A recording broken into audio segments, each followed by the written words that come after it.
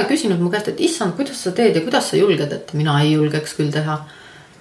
Sellega kaasneb hästi palju vastutust. Sa paned oma nime mängu. Sa oma nime kirjutad igale lepingule alla. Oma nimega vastutad iga tehingu eest. Kallis kuulaja, alustab saade Hakkame tegutsema. Saade inimestele, keda huvitab ettevõtlus, eneseareng või lihtsalt soovib kuulata põnevaid lugusid. Räägime Eesti ettevõtjatega, aktiivsete tegelastega, kellest võib tavaliselt väga palju ei kuule. Mina olen Indrek Põldvee ja tänud, et oled minuga. Tere kõigile! Rõõm teid jälle kõiki tervitada ja kutsuda teid kuulama saadet number 9. Ma olen väga tänulik kõigile, kes on minu eelnevaid saateid kuulanud ja inimestele, kes alles avastavad neid ja hakkavad kuulama. Loodan, et need saated meeldivad teile ja andke mulle tagasi, kui meeldi või kui meeldib, siis ma saan parandada ennast ja ka teistsuguseid inimesi kutsuda. Täna on meil siis saatekülalisena Kairit Peedimaa, kellega me siis arutamegi, kes siis räägib oma lugu, kuidas temast sai ettevõtja, kuidas ta nagu peale kooli, kuhu ta reisis, mis ta tegi, mis oli tema nagu hariduste ja kui oluline ja kui raske on see ettevõtlus ja mida tema on nagu sellelt nagu viimased paarid aastad, kui ta on ettevõtja olnud, mida ta on tema õppinud ja kuidas tema on arenenud. Aitäh Kairitile, kes tuli oma lugu rääkima, rohkem infot nagu ikka leiate hakkametegutsema.ee, uurige sealt Kairiti kohta infot ja vaadake korraga minu blogi, sinna tuleb ka iga 2 nädala tagant mingi uus teema ja kindlasti jagage neid saateid ja kui te tunnete, et need saated on kellegile võiksid olla abiks, siis palun jagage neid kindlasti ja andke mulle ka teada, kui te jagate, sest üks kõige ägedamaid asju seda saadet tehes on just see, kui inimesed kirjutavad ja ütlevad, et näete, ma sain selle kuulaja käest abi või see motiveeris mind midagi tegema. Ja need on need, mis ma tahaks just inimestega jagada, neid asju ja neid tagasitesi, sellepärast, et mida rohkem me üksteist niimoodi motiveerime, inspireerime, seda ettevõtlikumaks kogu meie selline keskkond läheb. Ja see on üks kõige suuremaid põhjuseid, miks ma ka seda saadet teen. Nii et kõigile suured tänud, kes juba seda teevad ja teistele võtke see 5-10 minutit ja tehke ja kirjutage. Aga lähme siis tänase saate juurde ja nautime. Kairit. Tere Indrek. Räägi, millega sa tegeled? Ma tegelen ettevõtlusega. Ehk siis kõigega, mis on tarvis ära teha. Ma lihtsalt võtan ette ja teen ära. Nii, ja mis sorti ettevõtlusega sa tegeled? Tegelikult mul on üks väike lihatööstus Räpinas ja ma tegelen vinnutatud liha tootmisega. Aga muu hulgas olen ka niisama ettevõtlik. Käin näiteks ülikoolis ennast täiendamas ja olen kohalikus loomemajanduskeskuses tegelen toitlustusalaste või toidu valmistamisalaste koolituste tegemisega nii kohalikus loomemajanduskeskuses kui ka Tartu Kutsehariduskeskuses kui ka erinevates ühendustes, näiteks Veriora naiste ühenduses olen teinud. Ja on ette tulnud ka, et ma olen käinud laadal müümas, on ette tulnud, et ma olen käinud laadal toitlustamas. Need ei ole mu igapäevategevused, aga kui mult küsitakse ja palutakse, et ma neid teeksin, siis ma teen. Sest ma olen mõnikord ka väga vastutulek. Aga kuidas su tee sinna ettevõtlusesse üldse tuli või mis sul pani sinna tegema? Ma kolisin elama Räpinasse. Juhtus niimoodi, et sain ühe meesterahvaga tuttavaks, läksin sinna meesterahva juurde lõpuks siis ka elama. Aga kuna ma olen elukutselt kokk ja ka palju näinud ja palju teinud kokk ja ma tunnen, millised on minu nii-öelda kvalifikatsioonid, siis ma ei leidnud enda kvalifikatsioonidele vastavat tööd Räpinas. Aga kuna mulle toit väga meeldib, siis ma ikkagi toitlustusteemaga jätkasin ja hakkasin korraldama toiduteemalisi koolitusi. Ja niimoodi mu ettevõtlus algas. Nende koolitustega ma kogusin kapitali, siis ma mõtlesin, mida edasi teha. Siis ma kogemata tegin ühe partii väga mõnusat vinnutatud liha, siis ma sain aru, et kuna ma tegelikult ju olengi spetsialiseerunud lihakokk, grillkokk, et siis miks mitte ka lihatööstusega nagu edasi jätkata. See tuli kuidagi hästi loomulikult. Nii, aga räägi, kuidas sa nagu mõtlesid, et kui läksid Räpinas uus koht, et mida ma seal tegema hakkan, et tööd ei ole, aga koolitusi, kuidas see idee tekkis, et hakkame koolitusi tegema ja ma sain tuttavaks selle kohaliku loomemajanduskeskuse juhatajaga, Leo Kütiga, ja tema näitas mulle maja, siis ma vaatasin, et oi, et neil on seal teisel korrusel üks vinge rahvaköök. Ja siis ma ütlesin, oi, siin köögis ma teeks küll süüa. Siis ta ütles, tule, tee. Mis seal siis ikka, rääkisime oma jutud ära ja läksin ja tegin. Nii, ja kuidas need esimesed koolitused siis läigi, kes sinna üldse tuli või kas sa mõtlesid selle peale, et kuidas ma rahvast leian või kuidas ma huvilisi leian? Või? Ei, ma ei mõelnud selle peale. See oli tegelikult niimoodi, et loomemajanduskeskus ise kuulutas. Algul andis mulle ka teema, et mida nad tahaksid teha, sest et neil on endal ka mingisugune teemavalik, mida nad tahavad teha, inimestele õpetada või milliseid töötubasid teha. Ja siis nad küsisid, kas ma tahaksin sellist koolitust teha. Ja minu esimene koolituste sari oli kalatoidud. Ja see oli niisugune väga huvitav koolitus, et tegelikult pidi selle läbi viima Tartu Kutsehariduskeskus, aga Tartu Kutsehariduskeskusel ei olnud õpetajat, kes saaks sõita niimoodi Räpinasse pidevalt ja siis nad võtsid ühendust minuga ja siis mina läksin ja tegin seal loomemajanduskeskuses neid koolitusi. Ja huvi oli väga suur, mul oli keskmiselt 12-13 inimest koolitusel, koolitus oli 8-osaline. Ja inimesed olid igast elualalt, et kes oli koduperenaine, kes oli lihtsalt huviline, seal töötavad inimesed ja kohalikud ettevõtjad, et lihtsalt täiesti kirju seltskond tuli kokku. Ja nüüd, kui sul esimesed 8 olid ära, mis sa siis tundsid või et tundsid, et see oli päris äge, et teed edasi või? Jah. Ma tundsin, et see on üks asi küll, mida ma võiksin päris mõnusasti teha ja siis ma juba mõtlesin ise välja mingisuguse teema, loomemajanduskeskus küsis minu käest, et mis me siis järgmine aasta teeme. Ma kohe rõõmustasin, mõtlesin, et ohoo, mis me järgmine aasta teeme. Ma ei mäletagi, ma vist tegin järgmine aasta siis Aasia kööki, erinevaid Aasia kööke tegin ja see oli äkki 6-osaline koolituste sari ja siis ka sarjasid ma olen teinud 3. Sellele järgneval aastal äkki olid linnulihatoidud ja munatoidud, aga siis ma olen ka erinevaid pisikesi koolitusi teinud, et seal kas lambalihatoidud või tulegi praegu ette lastega piparkooke ja niimoodi, sellised töötoad. Ja kus see idee siis nagu sealt edasi arenesid, et ma hakkaks ise oma ettevõtlust tegema?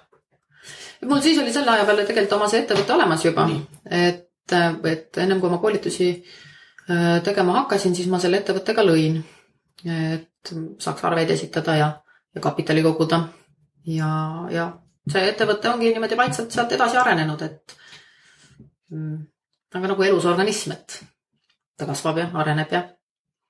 Aga kui sa ütlesid, sa tegid see ettevõte sul alguses juba olemas, kas ta oli juba selle mõttega, et see sama toode, mis sa praegu teed? Ei. Aga kuidas see arenes sealt ettevõttest edasi? Kuidas sa selle idee peale tulid? Nagu ma ütlesin, et ma tegin kogemata ühe väga õnnestunud partii vinnutatud liha ja siis ma sain aru, et tootmistegevus võiks olla see, millega ma jätkan. Et ma seda, mida teha, seda otsisin tegelikult päris jupp aega. Et see, mul ei olnud seda ideed, mida teha. Et see idee nagu jõudis minuni. Aga vaata, inimesi on päris palju, kellel ei ole seda ideed ja kõik mõtlevad, et kui ma leian selle õige idee, siis ma hakkan ka seda hullult tegema, et kas sa ka nagu mõtlesid selle peale ka nagu pidevalt, et mul ei ole seda ideed, ma ei tea, et kui sul on need koolitused või sa lasid selle loomulikult nagu...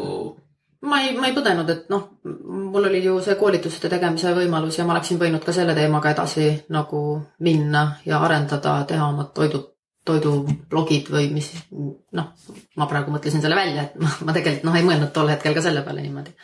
Et ma lihtsalt kulgesin ja vaatasin, kuhu tee viib. Et kui sul sihti ei ole, siis kõik teed on õiged. Ja mis see tähendab, mis tegid ühe õige partii vinnutatud liha, et kuidas see nagu väljendus? Mis mõttes, kuidas see väljendus? Et kes sulle ütlesid, et see on õige või et see on hea? Mulle endale väga maitses. Nii? Et mulle endale väga maitseb vinnutatud liha ja siis ma proovisin teha seda toidukuivatis koduses. Ja ma segasin maitseainet kokku, tegin liha, kuivatasin, proovisin ja siis mõtlesin, et vau, et see on nagu väga hea. See oli tegelikult täiesti random kodune asi. Et nagu ma teeksin kodus, mõtlen, ma teen rabarbrijoogida. Oi kurat, see tuli päris hea. ja kas sa siis oligi, et tegid kodus valmis said, et nüüd mõtlesin, kuule, et seda võid hakata nüüd tootma. Kas sa tuli kohe nagu otse, et okei, ma hakkan tootma. Mis olid sul need järgmised sammud siis? Siis ma hakkasin vaatama, et kus seda toota. Ma täiustasin küll ka retsepti, aga retsept saab olla ainult nii täiuslik, kui täiuslikud on su tootmisseadmed. Et edasi ma otsisin kohta, kus hakata tootma, milliste seadmetega, hakkasin uurima, kuidas seda rahastada, kuidas käivitada, kuidas tunnustada Veterinaar- ja Toiduametis. Kirjutasin projekti EAS-ile, sain starditoetuse. Ostsin seadmed, ruumi ma rentisin ennem juba, kui ma seda projekti kirjutama hakkasin ja siis ostsin seadmed ja hakkasin tootma, tunnustasin ära ja. Milline see kõige keerulisem osa sellest oli? Kõige keerulisem osa on praegu. Kõige keerulisem on vastata projekti tingimustele projektiperioodi jooksul. Ja projekti tingimused starditoetuse puhul olid, et esimese aasta jooksul peab olema ettevõttel palgal 2 inimest, vähemalt mediaanpalga peal, mediaan brutopalga peal. Siis, et 3. aasta lõpuks peab olema ettevõtte käive 80 000 eurot, aga tootmistegevusega alustavale ettevõttele esimese aasta jooksul palgata 2 töötajat on võib-olla liiga suur nõue. Ma nüüd olen aru saanud, et kui müük ei ole veel piisavalt hea, eks ju, ei ole veel piisavalt seda rahavoolu, et siis tagada 2 töötaja palk on väga keeruline. Ja käive 3. aastaks 80 000, sinnamaani veel on aega 1 aastakene, et veel jõuab, aga see on ka siukene keeruline osa, et raha saada on alati lihtne, aga ma ütlen, et selle 15 000 euro eest nad nõuavad päris palju, võtavad 7 nahka. Ja mis siis, kui ei saavuta kõiki neid tulemusi? Kas siis küsid raha tagasi või kuidas käib? Ma ei tea, ma ei ole lugenud seda lepingupunkti veel. Ei ole veel asi õnneks seal maal. Pole mõtet ennast ka. Jah, ma loodan, et kui küsivad, et siis nad intressi ei võta selle eest. Aga ma tuleks selle alustamise juurde tagasi, et kuidas sa nagu neid ruume leidsid ja kuidas sa neid tootmisseadmeid ja kõiki neid asju, et kas sa tead täpselt, mida sul vaja on või sa ei teadnud ja sa panid lihtsalt kirja või kuidas see protsess sul käis? Ruumid ma leidsin lihtsalt, et Räpinas oli varemalt üks lihapood ja selle lihapoe ruumid seisid tühjalt. Ja siis ma kontakteerusin nende ruumide omanikuga ja võtsin need ruumid rendile. Seal oli küll vaja, nad olid juba 2 aastat vist tühjalt seisnud ja oli tüki tööd vaja remonti teha. Seadmetega ma teadsin, mida mul vaja on. Mul oli vaja liha lõikamiseks masinat, liha kuivatamiseks masinat ja liha pakendamiseks masinat, eks ju. Väga lihtne, külmkapp ka. Ja siis ma vaatasin, otsisin, mis on saadaval, milline on minu eelarve. Eelarve väga suur ei olnud. Mõtlesin oma peas. Ja siis soetasin need masinad. Muidugi selle kuivatusmasinaga ma läksin alt ja sain oma esimese siukse rahalise õppetunni ka. Et tellisingi spetsiaalselt liha kuivatuskapi Hiinast. Esitasin tellimuse, arutasime seal, et milline peab olema, mitu riiulit ja kui palju liha sisse mahub ja tehti valmis ja saadeti mulle pildid ja väga ilus masin. Tõesti väga ilus. Maksin raha ära. Masin tuli kohale, ei olnud see sama masin. Ja kui ma siis ikkagi ei saanud paari kuu jooksul neid, ei olnudki vist paar kuud, 1,5 kuud äkki oli, ei saanud neilt nagu seda raha tagasi. Nad ütlesid, ei, me teeme sulle uue ahju, saadame sulle uue ahju. Ja ütlesin, et ei, ma ei taha seda teie ahju, eks ju, et siis ma ostsin Eestist ühe kasutatud ahju, mis tegelikult ei ole otseselt liha kuivatamiseks mõeldud, aga ma teda natukene modifitseerisin ja sellega saab suurepäraselt liha kuivatada. Ja see õppetund läks mulle maksma natukene. Aga piisavalt, et oskad järgmisi otsuseid lihtsalt paremini teha. Jah, täpselt. et kui on tarvis seadmeid, siis tasub Euroopast võtta. Maksavad küll natukene rohkem, aga loodetavasti saad selle, mida sa tahad. Kergem suhelda ka vist ma arvan. Jah, ma arvan küll. Nii, aga nüüd kui sul sul tootmine ja see hakkas pihta, et kuidas sa ise nagu müügiga tegelesid või kuidas sa leidsid endale esimesed kliendid? Ma võtsin palgale, kuna mul on ikkagi kohustus palgata inimene, siis ma võtsin kohe palgale selle müügiinimese ja andsin talle juhised kätte, kuidas, mida ja tema sellega tegeleb. Et tema otsib kliendid, kontakteerub, sõlmib lepingud või lepingut ei ole, mina muidugi kirjutan alla, aga ja nii on. Mina toodan liha esialgu, praegu otsin ka tootmistöölist, nii et hakkab tööjõud juba niimoodi üle pea kasvama ja ei jaksa. Ja loodan, et läheb hästi. Aga räägi mulle, mida sa ennem nagu, kui Räpinasse sattusid, mida sa ennem seda nagu tegid? Ma olin kokk. Jah, ma olin vanem kokk, olin ühes restoranis ja mul ei olnud plaani nagu sealt ära tulla, ei olnud plaani ettevõtlusega tegelema hakata, et olin endale ka elamisväärse raha välja kaubelnud, et selles mõttes mul ei olnud probleemi, et küsida ma siiski oskan. Ja ei olnud nagu ma olin rahul. Mu elu ei vajanud selliseid muudatusi, et ma peaksin vaatama ettevõtluse suunas. Ja kus sa oled nagu kokk oled olnud, et kas ainult Eestis või ka mujal? Ma olen ka mujal olnud, et nüüd kui ma töötasin Tallinkis, siis Tallink tegi kruiise Rootsi vahet, eks ju. Võib öelda siis, et ma olen Rootsi klientidele teinud väga palju süüa, siis me oleme käinud Venemaal laevaga, nii-öelda mänginud hotelli ja toitlustanud sealseid inimesi, teinud charterkruiise siis. Ja olen käinud Hispaanias ise omal käel praktikat otsimas, 2 nädalat ühes Hispaania köögis tööd teinud, siis kõige pikem aeg, mis ma olen olnud, on Austraalia. Seal ma olin kõigepealt oma kohvikuga ei läinud väga hästi äripartneritega. Pöörasime tülli ja ma tulin tulema. Kaua sa olid seal? Austraalias kokku 2 aastat. Nii. Aga mis sind pani põhimõtteliselt, et hakkasid ettevõtlusega seal tegema nii-öelda oma kohviku nagu? Jah, mind kutsuti, üks mul kunagine sõber kutsus, et näed, et me oleme siin Austraalias, leidsime ägeda koha, et tahaks kohvikut teha, et meil oleks kokanduslikku poolt ka vaja, nagu et kokka vaja. Et tule ka. Ma siis mõtlesin, et okei, et miks mitte. Ja siis ma läksin ja tegime. Nii. Ja miks see, nagu sa ütlesid, et see ei läinud kõige paremini?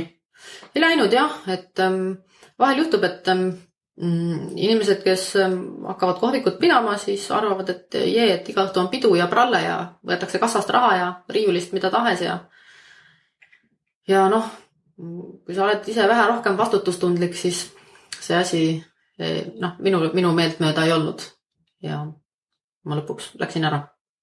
Mis oli see õppetund, mis sa nagu sealt nagu endaga kaasa võtsid? Ma ei tea, ma ei ole selle peale mõelnud, et kas nüüd igas asjas peab õppetundi olema, et jah, ma ei oska öelda. Selge. Ja nüüd kui peale Austraaliat, kuhu sa siis maandusid? Siis ma tulin Eestisse ja siis ma sain vahepeal ühe lapse, olin kodune ja siis ma läksingi Tartusse tööle. Ja see oligi siis ennem, kui ma Räpinasse läksin. Aga räägi mulle, mis sind nagu noores peas pain, nagu, et kogu aeg, nagu ma saan aru ja sa oled mööda maailma päris palju kohtades nagu käinud. Ma olen niisama ka hästi paljudes kohtades käinud ilma, et nagu tööd oleks teinud, et mis mind noorena? Ma olin noorena ikkagi väga aktiivne. Ma olin kodutütar, siis ma olin kodutütarde ja noorkotkaste rühma vabatahtlik juhendaja. Taotlesin kohalikult vallavalitsuselt eelarve jaoks raha 13-aastaselt. Siis ma olin õpilase esinduses, siis ma olin õpilasomavalitsuste liidu juhatuses, juhtisin hariduspoliitika valdkonda 1 aasta jagu. Mis ma veel? no, et kogu aeg oli tarvis midagi teha. Miks? Ja kogu aeg oli tarvis midagi öelda ja muuta, sest et see oli võimalik. Seda võimaldati. Võimaldati õpilasesinduse kaudu õpilastel oma arvamust avaldada haridussüsteemi osas ja koolisüsteemi osas ja tundsin, et mul on arvata ja öelda midagi ja ma tegin seda. Nii. Ja mis sa sealt nagu võtsid endaga või noh, et mis radu see sulle avas nagu? Ma ei tea, et see mulle oleks mingeid radu otseselt avanud, et see on kooli ajal tehtud asi ja ma ei ole seda nagu, vaata kuna ma ei jätkanud seda teed ja läksin edasi kokandusega, siis ma nii-öelda terava lõikega lõikasin selle asja nagu läbi, et ma ei võtnud sealt kaasa midagi. Noh, ise selline nagu ma olen, minu isiksus ja minu iseloom, seda on kindlasti see kujundanud. Aga jah, et mingid kontakte või mingid edasist liikumissuunda ma sealt ei ole küll saanud sellist, mis oleks nagu põhjapanev. Aga nüüd kui sa kokaks läksid, et kas kohe peale, kui lõpetasid selle kokanduse, kas sa läksid kohe välismaale või sa... Ei, siis ma olingi, et tegelikult ma seda kokakooli ei lõpetanud. See jäi mul pooleli, sest tööl käimine ja rahamaitse oli juba suus ja paberit mult ka keegi ei küsinud. Ja seda paberit mul siiamaani ei ole ka, muideks. Ma töötasin Eestis erinevates kohtades. Tartus, Pärnus, Tallinnas. Siin ma töötasin laeva peal ja siis laeva pealt ma läksingi Austraaliasse. Et jah. Aga kuidas sa nagu näed, et kui oled Eesti student ja välismaa töötanud, et mis need nagu vahed või kas sul on mingit vahet üldse? Siis oli. Nüüd enam ei ole. Ma näen, et Eestis on ka see restorani kohviku äri on nii õitsele löönud ja nii häid asju tehakse, et mul on lausa lust ja mul on vahel kahju, et mul ei ole nii palju raha, et ma saaksin iga õhtu erinevas restoranis käia kogu Eestis, et varemalt olid väga igavad asjad. Klassikalised 3 asja, mis igas menüüs olid Caesari salat, mingisugune lõhe ja siis oli mingisugune veise sisefilee ja see oli siuke igav stamp, mida igal pool tehti. Aga nüüd on, see mis tehakse, see on imeilus. Okei. Siis ma saan aru, et sa tulid õppida. Kuidas sa ütlesid, et sul ei olnud nagu enda nagu kunagi plaan ettevõtjaks hakata? Tähendab, ei, ma ei saa öelda, et mul ei olnud plaan. Ma lihtsalt ei mõelnud selle peale. Ma küll tunnen, et ma ei ole väga spontaanne, aga samas oma tegemistes ma ikkagi natukene olen ka, et mulle ei meeldi väga pikalt ette mõelda, et mulle meeldib, et kui ma nagu otsustan ringi, et siis ma saan seda teha, et aga praegu, kui sa vaatad nagu seda, et nüüd sul on oma ettevõtte just juba mingi peaaegu paar aastat olnud. Jah, 4 peaaegu, jah. Et kuidas see sind nagu muutunud on? Kas on muutunud sind? Või mõtled eriti? On küll. Kui ma varasemalt ikkagi mõtlesin, et need tööandjad on ikka igavesed tõpranahad, siis ma praegu mõtlen, et need töötajad vahel saaks ainult kodus logeleda ja saaks raha ka selle eest. Aga mitte, et mul endal väga selliseid töötajaid oleks, aga ma lihtsalt näen seda pilti nagu laiemalt, et mina kui nagu potentsiaalne tööandja oskan neid asju enda ümber nagu ka hinnata. Inimeste suhtumist nagu hinnata teistmoodi. Nii, mis on veel mingisuguseid suhseid huvitavaid nagu leide iseendas, mis sa oled näinud, et nüüd kui sa oled ettevõtja, siis sa ei tea nüüd, et ma pean selliste asjadega. Mulle hullult meeldib see, et ma saan oma aega ise planeerida. Kui ma tahan, siis ma teen kas või õhtul kell 10 tööd, ma teen mingid asjad ära, mingid dokumendid, mingid lepingud ja mul ei ole probleemi seda teha, et minu töö ei ole kellast kellani ja mulle sobib see suurepäraselt. Ja ettevõtja elu juures, mis veel? Ma ei oskagi öelda. Ma ei ole kunagi mõelnud selle peale. Et see on omaette teekond, nagu ma saan aru. Jah, on küll. Aga räägi mulle, kas ise arvad, kas kõik inimesed peaksid hakkama ettevõtjaks või kuidas sa nagu seda näed? Kindlasti mitte. See ei ole päris, ma arvan, et selleks peab ikka mingisugune soodumus olema, et selleks peab ikka mingisugune tahe ja soodumus olema. Et kõigil inimestel ei ole seda tahet ja mulle on inimesed öelnud ka ja küsinud mu käest, et issand, kuidas sa teed ja kuidas sa julged, et mina ei julgeks küll teha. Sellega kaasneb hästi palju vastutust. Sa paned oma nime mängu. Sa oma nime kirjutad igale lepingule alla. oma nimega vastutad iga tehingu eest. Et see võtab harjumist. Aga kuidas sa julged? Mis sind pani nagu tegema seda, et ma nüüd hakkan tegema seda? Mul ei olnud midagi muud teha. Mul oli võib-olla natuke igav ka. Et ma pean hoidma tegevuses ennast. Ja ma pean hoidma ka või tegelema sellega, et mul oleks ka mingisugune tagala. Et ma võiksin ju võib-olla istuda kodus ja mu abikaasa võib-olla võiks mind ka üleval pidada ja olla rõõmus, et tal on kodus perenaine, kes tegeleb nende asjadega kõigiga. Aga elu teeb omad korrektuurid tihti peale ja ega ma ei saa ju olla kindel, et tema mind ükskord ei jäta või et mina teda ükskord ei jäta. Et siis peab olema midagi, millele pärast toetuda, millest elatuda ja mida edasi teha. Et see on ka kindlasti üks suur põhjus, miks ma teen seda, mida ma teen. Aga räägi mulle, mis sul enda nagu, et ma kujutan ette, selle ettevõtluse alguses oli läinud kõik nagu sujuvalt. Või läks? Ei ole läinud, jah. Nagu ma ütlesin, ma selle ahjuga sain natukene vastu pükse. Nii. Ja tehnilised asjad on ikkagi ka veninud. Et see aeg on veninud, mis ma alguses planeerisin, kui kiiresti ma mingid asjad tehtud saan. Need on kolmandiku võrra veninud pikemaks.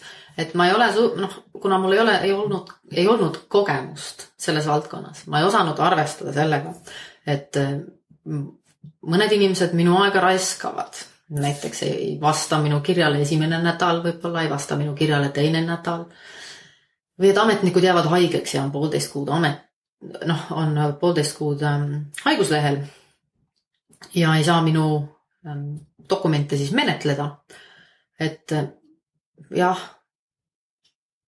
hästi palju kohtab seda, et miski pärast inimestele meeldib minu aega raisata. Põhimõtteliselt sa oled õppinud seda, et asjad ei kulge sinu kiirusega. Nad ei kulge minu kiirusega, jah.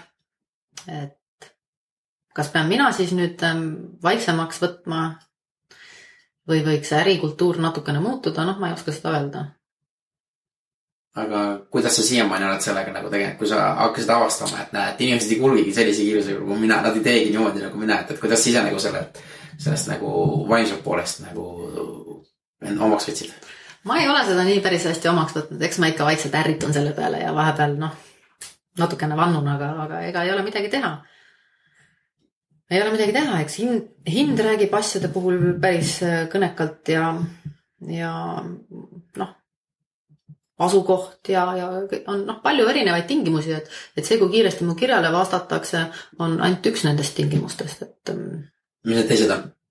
Nagu ma ütlesin, et hind ja asukoht, eks ju, toote asukoht, et kas nad saadavad mulle postiga või pean ma ise järele minema ja tehniline tugi, et seal on erinevad asjad. Aga ütle mulle, mis on veel nagu need, kuidas võtan, nii-öelda kui ebaõnnestumised või need, kuidas sa ise nagu vaimselt neil toime tuled? Kui sa selle ahju asja, mis oli sinu see nagu käitumine või see, et nagu paljud mõtlevadki, et kui nad saavad siuke 1 või 2 tagasilööki, et ma ei viitsi enam teha, et see ei tasu ära vaata. Ei, ma ikka mõtlesin, et ma ikka vandusin oma ette, et pagan küll, et miks nii? Ja siis ma kogusin jälle raha ja ostsin selle uue ahju, et ma mõtlesin, et ma ei saa ju pooleli jätta, mõtlesin, ma jätan pooleli, projekt on kirjutatud ja rahastus on antud ja et ma pean edasi minema. Mida ma siis muud teen? Ma olen selle tee valinud, ma tahan seda, see on minu jaoks nagu pusle kokku panemine, ma pean selle pildi kokku saama. Et ma otsin need erinevad tükid ja panen neid kokku ja läheb aega, mis ta läheb, aga ma pean selle pildi kokku saama. Aga kas sul oli endal mingi ajaline see ka, et kui ma selleks ajaks ei tee või oli see, et järgmist 10 aastat panen? Ei, võib järgmine 10 aastat. See on minu tegevus, see on minu igapäevatöö, et ma võin rahulikult järgmised 10 aastat seda teha, 20 aastat, ma ei tea, kas 20 just, võib-olla tahaks varakult pensionile jääda või tahaks mõne muu asjaga tegelema hakata, aga võimalusi on mitmesuguseid, et palkan juhataja või müün maha või, et jah, ma ei mõtle selle peale praegu. Aga räägi mulle sellest, et kuidas sa ise nagu oma töötajaid nagu motiveerid rohkem nagu, et kui sa näed, et sa ütlesid, vaata, et nüüd sa näed nagu töötajate seisukohalt, et kas sealt on ka sinu nagu töötajate kohtlemine teistmoodi nagu muutunud näiteks? Mul on ainult üks töötaja praegu ja ega ma ei olegi pidanud teda väga palju motiveerima, et ma olen näinud, ma olen talt küsinud raporti selle kohta, mis ta teinud on ja ma olen näinud, et ta ikkagi päris teeb ja see on temale ka nagu suureks väljakutseks, et see huvitab teda, ta käib ka kõrvalt koolis õppimas seda, ma võimaldan tal seda teha, eks ju. Ja ma näen, et see teda huvitab ja ta tahab areneda ja õppida seal, et siis ma arvan, et see on tema jaoks juba päris suur motivaator. Ja muidugi, eks meil ole lepingusse ka kirjutatud sisse, et kui ta piisavalt palju müüb, et siis see teda motiveerib küll. Et lepingud on kõige nagu olulisemad asjad. Jah, tuleb hästi osata seda teha, seda lepingut asja. Aga kas sul on enda mingisuguseid selliseid, näiteks võtame eelmisest aastast, kas see ahjuasi juhtus eelmine aasta või see juhtus juba ammu? See juhtus üle-eelmine aasta, siis kui ma hakkasin selle asjaga tegelema, mis see aasta siis oli, mis meil praegu 2017, 2015 oli see, jah? Mis see küsimus oli? Küsimus oli, et mis oli eelmise aasta mingi õppetund või mingi niisugust, mis sa nagu avastasid enda jaoks? Eelmise aasta õppetund minu jaoks oli see, et jaekaubandus ei ole nii lihtne, kui ma arvasin, et on. Et ma helistan ja ütlen, kuulge, ma näete, et mul on selline äge toode või õigemini minu töötaja helistab. Et mõne ketiga läheb päris pikalt.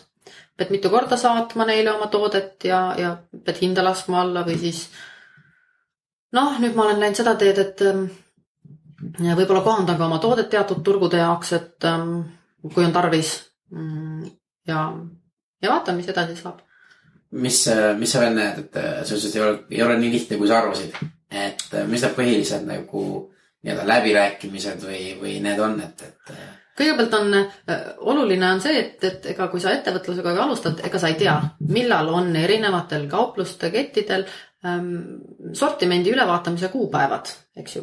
Et ütleme näiteks, et ma eelmine aasta aprillis hakkasin müüma neile tooteid, aga siis suvine sortiment oli neil juba komplekteeritud, ehk siis suvi otsa ma põhimõtteliselt tiksusin niisama. Ma ei teadnud ju seda. Aga ma ei saanud varem ka müüma hakata neile, sest et minu toodetel ei olnud piisavalt pikk säilivusaeg. Et ma ootasin 3 kuud, seni kaua, kuni ma saan 3 kuuse säilivusaega toodet müüa, et siis juba nagu midagi on. Ja suvi otsa siis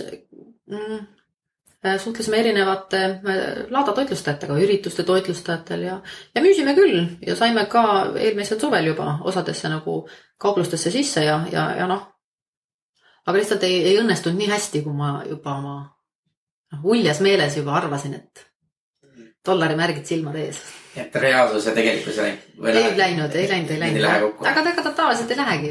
Optimist pead olema ja suurelt tahtma pead, sest ega kes suurelt ei taha, see vähe ei saa ka. Aga kuidas hetkel nagu jaemüüjatega või mis on veel nagu sellised asjad, millega sa veel ei arvestanud? Üks oli see, et neil on sortimendid. Teine asi on see, et nad tahavad võimalikult odavat kaupa. Nad ei nad dikteerivad, nad ütlevad, et näed, et meie üle selle hinna ei maksa, kui ma ütlen neile, et kuulge, et vabandust, et see ei kata mul, see ei kata mul kulusidki ära, siis sorry, eks ju. Et no mis sa näed, mis selle vastu nagu aita, et selle mõttes, et ma saan aru, et parem turundus, kindlasti parem turundus ja teadvustamine, rahva teavitamine ja üldse ka kaupluste teavitamine sellest, et me teeme Eesti toorainest ja paljud seda ei tee, et odavat lihas osad teha Leedu lihast, odavat vinnutatud liha, et Eesti lihast kahjuks nii odavat ei saa, kui sa just ei ole mingi suur lihatööstus, aga nemad kipuvad ka selleks hoopiski kasutama mingeid teisi tükke, et mitte nii kvaliteetseid tükke kui mina. Aga nüüd, kui sa kõike seda tead, kui sa peaksid alustama uuesti nagu selle samaga, kas sa muudaksid midagi oma strateegias, kas sa muudaksid ei hakkas ka jääriga, vaid hakkad endale mingid fänne? Ega seal ei ole väga midagi muuta. Sa saad ju fännid tekitada endale siis, kui sul on mingi toode, mis on laialdaselt kättesaadav, eks ju, et ei ole nii, et fänn läheb sinna ühte poodi, kus ta kuskil Lasnamäel nurga tagant saab selle kätte, eks ju. Et ta peaks olema ikkagi suuremas osas kättesaadav ja siis sa saad alles hakata seda brändi ja seda teadlikkust üles ehitama seal juures. aga see on juba vaikselt juhtumas ja nüüd mitte nüüd nii saladuskatte all enam öelda, siis juba varsti oleme ka näiteks Olerexi tanklates, mida on üle Eesti juba 80 äkki või. Et saab juba hakata tegelema sellega, selle teadliku turundamisega. Kas see tuuring tanklates oli Olerexi oli lihtne saada või mitte? Ei olnud lihtne. Neile pidi ka ikkagi ütlema, et me teeme Eesti asja, Eesti toorainest Eestis. Aga ei, neil on endal praegu ka hästi kiired ajad, et eks Olerexiga on ka natukene see asi veninud, aga nad on ka siin oma struktuure muutnud ja uusi tanklaid juurde võtnud ja et neil on olnud ka teised prioriteedid vahepeal. Aga ei, ütleme ei nii keeruline ei olnud.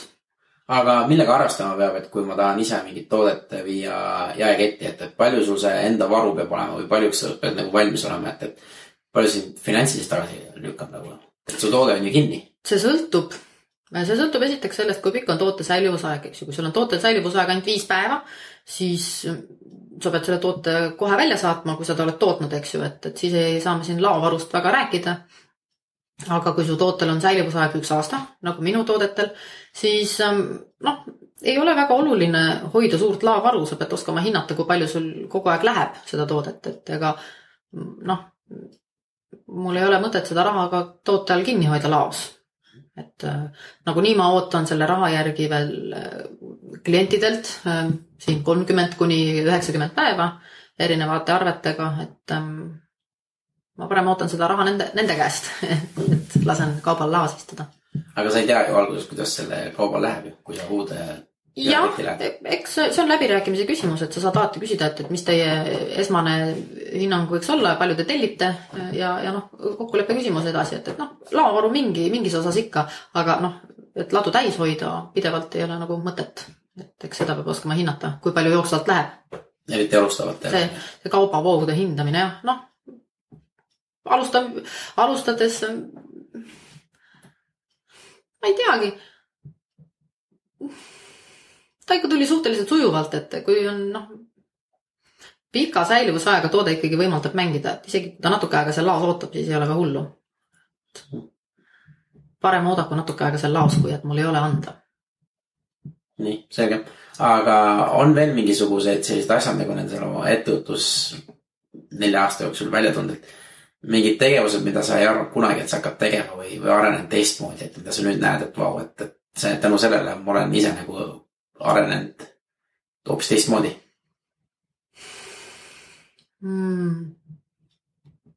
See on hea küsimus jälle. Sul on väga head küsimused. Aitäh.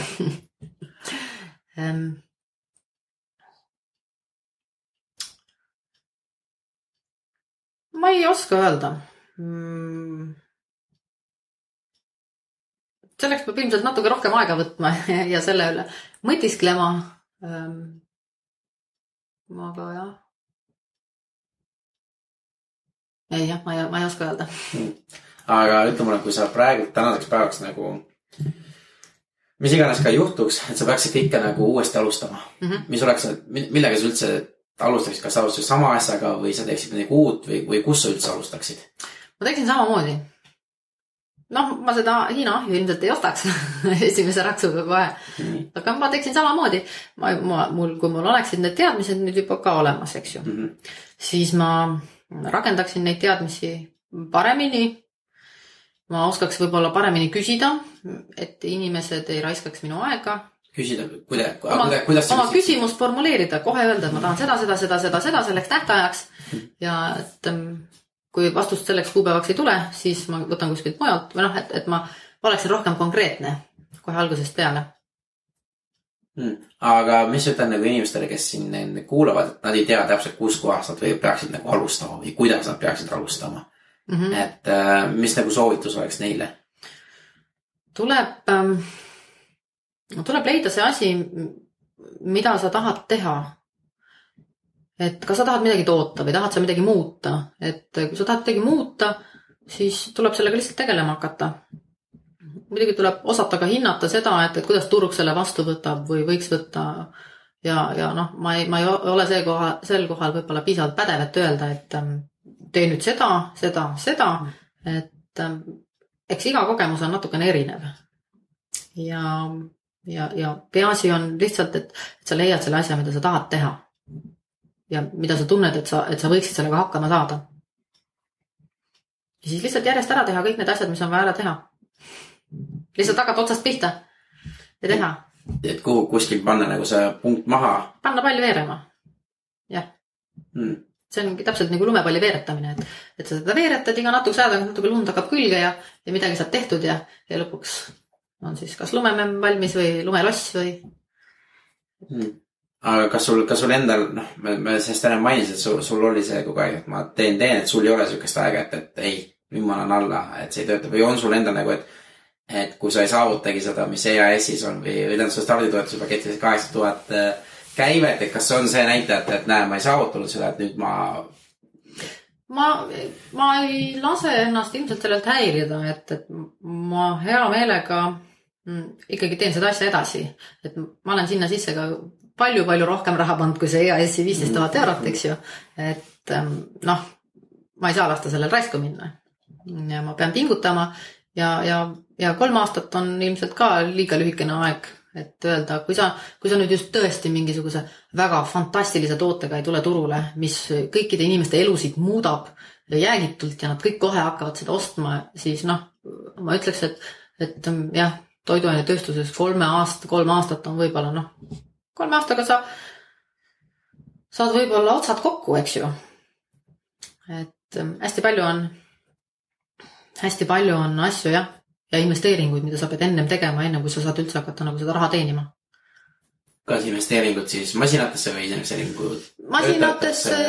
Masinatesse ja ruumidesse, ka teadmistesse ja erinevatesse lubadesse ja laborianalüüsidesse ja seda on hästi raske hinnata kohe alguses, mida kõike või kui palju sul läheb. Et jah, mulle sobib see, et ma olen saanud järjest areneda ja noh, kui lähebki see EAS-i projekt luhta, ei ole ka midagi. Ei ole midagi. Aga kuidas sa iseennast nagu oled, mis koolitustel sa on mingid erilised koolitused, ma tean, et mingi veterinaar ja need koolitused, aga mingid sellised koolitused, kus sa tead, et sa praegu käid, et sa ise nagu areneksid, oskaksid parem ettevõtja olla või on mingid sellised või kellel sa soovitaksid? Mina isiklikult käin ülikoolis. Mina õpin Tartuse Maaülikoolis maamajanduslikku ettevõtlust ja finantsjuhtimist. Ja sinna ma läksingi teadlikult kohe, et ma saaksin ka mingisugused taustateadmised ja taustaoskused, et oma ettevõtlusega kindlamini edasi minna, sest ega hakata tühja koha pealt midagi tegema, see võib õnnestuda, kui sa teed midagi lihtsamat, mis ei vaja võib-olla nii suuri investeeringuid, nagu näiteks lihatööstuse ehitamine, eks ju.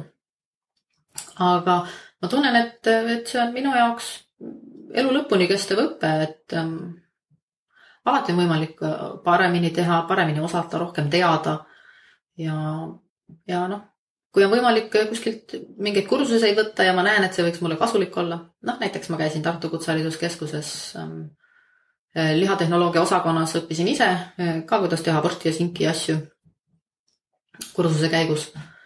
Ja ma tunnen, et see on mind väga palju aidanud, et kuidas ma muidu saaksin. Väga super.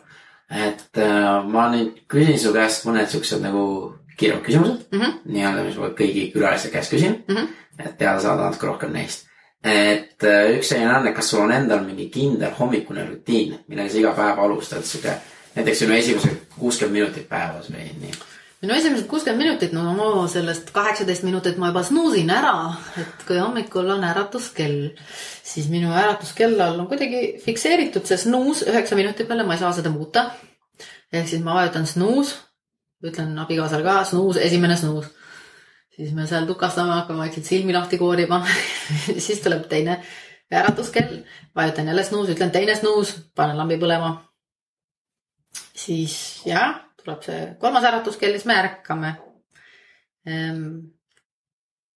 Siis teeme söögi, ajame lapse üles, söödame talle midagi natukene sisse ja siis lähme tööle. Mina viin lapse lasteaeda ja lähen tagasi koju, sest minu töökoht on kodus. Aga jah. See on rutiin, väga hea. Kui sul oleks võimalik panna plakat Vabadusväljakule Rae Kaarel kuhugi, kus hästi paljud inimesed näeks seda ja ei oleks reklaam, et mida sa sinna kirjutaksid? Ma kirjutaksin sinna, ma olen juba ammu mõelnud selle peale, sest mind jubedalt häirib, kui inimesed prügi maha viskavad. Ma kirjutaksin sinna, kes prügi maha viskab, on loll. Väga hea. Kuidas on sinu suhted nagu mentoritega või mentorlusega, et kas sa ise kasutad mentorit, kas sa ise oled mentor ja kuidas sellesse suhtud? Ma suhtun tegelikult positiivselt sellesse. Mul on endal jube hästi läinud, et mul abikaasa on ka ühe suurema ettevõtte juht ja tema mind siis mitte et juhendab, aga tema võiks olla nagu, kui ma peaksin ütlema, kes on minu mentor, siis ilmselt tema nagu on. Ja siis mul on sõbrannad, kellega me arutame, kes on ka võib-olla ettevõtlikumad, mõned tuttavad, ja Facebookis on ka erinevad grupid, kus ma siis olen ja kus ma loen, kuidas mingeid asju teha, suhtlen inimestega, kui on tarvis, siis küsin küsimusi ja niimoodi. Jah, et ma suhtlen hästi positiivselt ja mulle jubedalt meeldib see Facebooki gruppide teema, et sa saad olla mingisuguse grupi liige ja igapäevaselt lugeda teiste inimeste kogemustest. Ja see ei ole mingi ajakiri, mida sa pead ostma kuskilt kalli raha eest, millest pool on reklaam. Mis on mõned grupid, kus sina näiteks infot ammutad? Ma olen pilvebüroo, issand, mis selle nimi oli, pilvebüroo rahajutud äkki. Siis ma olen mingid inglisekeelsetes, ega ma neid pealkirju väga ei mäleta. Aga jah, 3 või 4 erinevas. Väga hea. Mis oleks üks asi, mis sa nagu soovitaksid kuulajatel tegema hakata, et oleme see elu etapis nad on, aga et mida nad võiksid teha, et kas siis ennast arendada või et elu rohkem nautida või mis sinu arvates võiks olla? Võib-olla rohkem ise enda jaoks aega võtta ja kuulata, mida nagu võib-olla süda ütleb ka. Et aju võib sulle ju öelda, et näed, et see, ma ei tea, mis töökoht, mis iganes, mingi osakonna juhataja töökoht toob sulle hea raha sisse ja võimaldab sul pere üleval pidada. Aga kui sa ei taha ikkagi seda teha ja see ei ole sinu kutsumus, vaid sa oled ülikoolist õppinud ja otse tööle läinud, praktikale võib-olla sinna töölegi jäänud ja siis leia see asi, mis sa tahad teha ja tee see asi ära. Et mul on väga suureks inspiratsiooniks on minu enda õde, kes aastaid, ta on ka mitu kõrgharidust ja aastaid töötas IT-s. Aga tema kutsumus tegelikult on eluaeg olnud olla ehtekunstnik. Ja siis ta läkski ja õppis, käis kunstikoolis, õppis, täiendas ennast välismaal ja nüüd on tulnud ära IT-st ja tegeleb ehtekunstiga ja üritab ennast selles valdkonnas nii-öelda tähtedeni viia.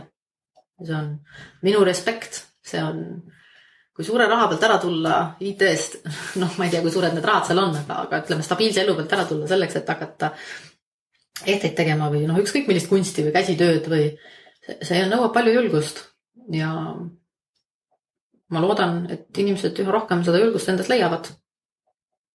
See on väga hea. Ja viimaseks, et kuidas mina või meie kuulajad sulle abiks saab olla? Võib-olla turunduse külje pealt. Et leida seda ühtset stiili ja panna kokku nagu mingisugune kava või just tegevuskava selle turunduse koha pealt. Võt seda mul oleks natuke vaja, et nüüd mul on aega sellega tegeleda, nüüd see aeg on küps, et jah, sellist abi oleks küll tarvis natukene. Selge, nätab meelde. Väga hea, aitäh, Kairi! Saade kuulatud ja aitäh teile kõigile, kes te saate lõpuni kuulasite ja tänu ka Kairitile, kes oma lugu tuli meile jagama. Ja sellised põnevad mõtted ja tore elu on nagu, põnev elu on Kairitil olnud, kes on siis reisinud ja toimetanud ja kes on nagu ka, ma saan aru, üle erinevate kogemustega õppinud ja näinud palju põnevat. Ja kui ettevõtlik ta tegelikult on, et ta oli töötu ja alustas kokkamiskursustega ja niimoodi, et ta tegi seda, mida leidis oma kire ja lihtsalt panustas ja on olnud ettevõtlik, et ärge karki inimesed teha ja toimetada ja kõik tuleb sükse oma ajal jooksul. Et rohkem infot, nagu alati leiate hakkametegutsema.ee, sealt leiate ka blogi mul üles, kuhu ma kirjutan natukene ja ja kindlasti share'ige, jagage Facebookis ja kutsuge inimesi kuulama, et mida rohkem inspireerime ja motiveerime teisi, seda paremaks ühiskond läheb. Ja meie loome seda ettevõtluskeskkonda, et kõigi teie abiga. Ja järgmise 2 nädala jooksul tuleb siis uus lugu välja, mis on siis lugu 10. Ja ma võin nii palju öelda, et oma lugu tuli mulle rääkima Roland Tocco, kes on siis Edu Akadeemia üks asutajaid ja räägib oma siis mis ta tegi ennem Edu Akadeemiat ja kuidas ta sai, et oli äärmiselt põnev vestlus ja on mida oodata, ütleme niimoodi. Aga seni siis olge positiivsed, olge rõõmsad, aidake alati teisi ja nautige.